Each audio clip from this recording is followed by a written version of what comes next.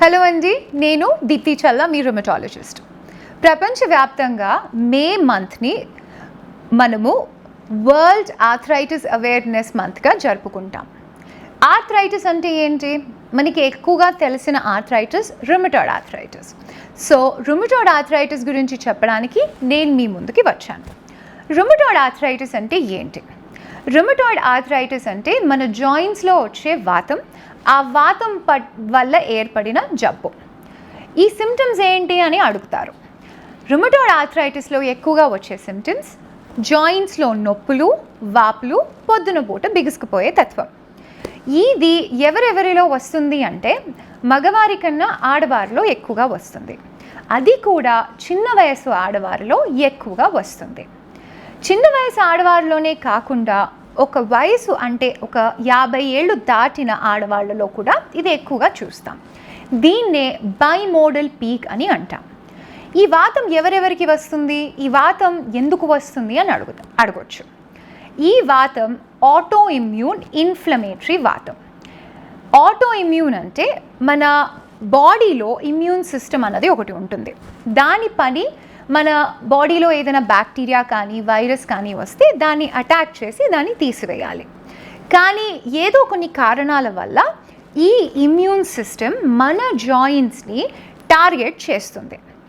మన బాడీ కొన్ని యాంటీబాడీస్ని ప్రొడ్యూస్ చేసి ఈ యాంటీబాడీస్ వెళ్ళి ఆ జాయింట్స్లో ఉంటాయి.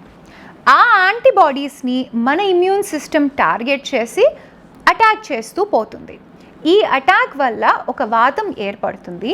ఈ వాతం వల్లే మనకి వచ్చే జబ్బు రుమటాయిడ్ ఆర్థరైటిస్. జాయింట్ నొప్పులే కదా, ఇవేం ఎక్కువ చేస్తాయి అని మనం అనుకోకూడదు. ఎందుకంటే ఈ వాతం ముందుగా వెళ్ళి మన జాయింట్స్ని హాని చేయకుండా లోపలున్న వేరే అవయవాలని కూడా అఫెక్ట్ చేస్తుంది. కంటిని, లంగ్స్, కిడ్నీస్, మన బ్లడ్ వెజల్స్ ఇవి కూడా వాతానికి ఏర్పడవచ్చు.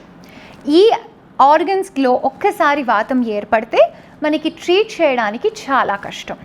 ట్రీట్ చేయడానికి కష్టమే కాకుండా చాలా మటుకు కాంప్లికేషన్స్ కూడా వస్తాయి.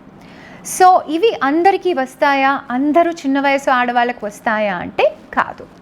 కొంతమందికి అంటే ఫ్యామిలీలో ఆల్రెడీ రుమటాయిడ్ హిస్టరీ ఉన్న వాళ్ళకి, లేకపోతే కొన్ని జీన్ మ్యూటేషన్స్ ఉన్న వాళ్ళకి కొన్నిసార్లు ట్రిగర్ అన్నది ఏర్పడుతుంది.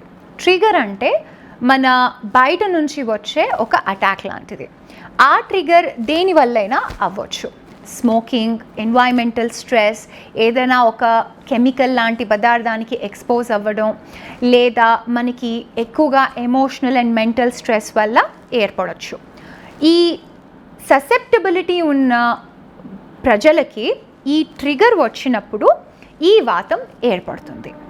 సో ఈ వాతం వచ్చినప్పుడు మీరు మీ రుమటాలజిస్ట్ని సంప్రదించాలి. ఏ సిమ్టమ్స్ ఉంటే మీరు రుమటాలజిస్ట్ని సంప్రదించాలి అంటే జాయింట్ పెయిన్స్, అది బరువు మోయని జాయింట్ పెయిన్స్ అంటే వేళ్ళు, కాలివేళ్ళు. ఆ జాయింట్స్లో ఎక్కువగా మీకు నొప్పులు కానీ, వాతం కానీ, వాపులు కానీ ఏర్పడితే అది 6 వారాల పైగా ఉంటే అప్పుడు మీ రుమటాలజిస్ట్ని సంప్రదించాలి.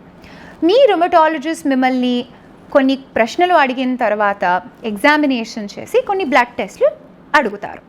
బ్లడ్ టెస్ట్లే కాకుండా కొన్ని ఎక్స్రేస్ కూడా అడగబడతాయి. వీటన్నిటినీ చూసి మీకు రుమటాయిడ్ ఆర్థరైటిస్ ఉందా లేదా అని డయాగ్నోస్ అవుతుంది. ఒక్కసారి మీకు రుమటాయిడ్ ఆర్థరైటిస్ డయాగ్నోస్ అయిన తర్వాత మీకు డీమార్డ్స్ అనే కొన్ని మందులు ఇవ్వబడతాయి. డీమార్డ్స్ అంటే disease modifying anti rheumatic drugs. ఇవి చాలా రకాలు ఉన్నాయి. సో మీ రుమటాలజిస్ట్ మీకు కరెక్ట్గా సూట్ అయ్యే మందులు ప్రిస్క్రైబ్ చేస్తారు. ఈ మందులు వేసుకున్న తర్వాత మీకు వెంటనే కొద్దిగా రిలీఫ్ రాకపోవచ్చు. ఎందుకంటే ఈ మందులు కరెక్ట్గా పనిచేయడానికి మీకు 6 వారాలు పట్టొచ్చు. 6 వారాల తర్వాత మీ సిమ్టమ్స్ చాలా మటుకు తగ్గుతాయి. ఈ టాబ్లెట్స్ మీరు కంటిన్యూస్గా మీ రుమటాలజిస్ట్ సూపర్విజన్లో వేసుకున్నప్పుడు మీ బాడీలో ఉన్న వాతం తగ్గుతుంది. వాతం తగ్గడమే కాకుండా లోపల ఉన్న అవయవాలు కూడా ఎఫెక్ట్ కావు. దీనివల్ల మీ జాయింట్ హెల్త్ ఇంప్రూవ్ అవుతుంది.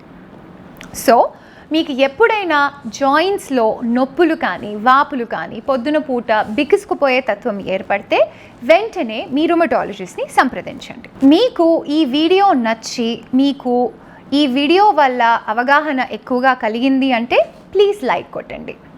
ఒకవేళ మీకు ఈ రుమటాయిడ్ ఆర్థరైటిస్ గురించి ఏవైనా ప్రశ్నలు ఉంటే ప్లీజ్ డ్రాప్ అ కమెంట్. ఇంకా ఇలాంటి వీడియోలు కావాలంటే సబ్స్క్రైబ్.